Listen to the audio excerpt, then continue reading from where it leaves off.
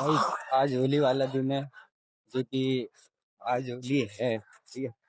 और बाकी सब लोग होली खेल रहे हैं और आज हमें नमाज भी पढ़ने जाना था जोहर की।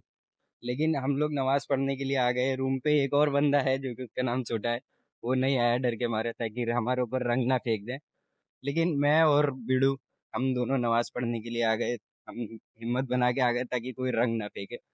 गाइस वैसे आप देख सकते यहाँ का हो, माहौल सही नहीं है। यहाँ का मॉल भी सही नहीं है और उधर बाकी ज्यादा रंग पूरी निकल रहा है। गली में पूरी गली में गाइस होली खेल रहे हैं।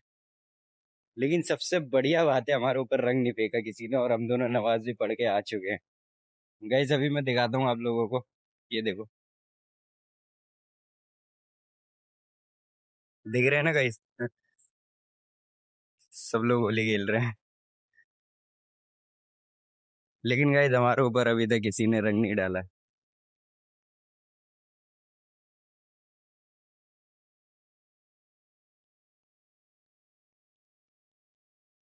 सही सफेद का गुनेगार हो जाए, पैसा फेंका पर गांधी जाए।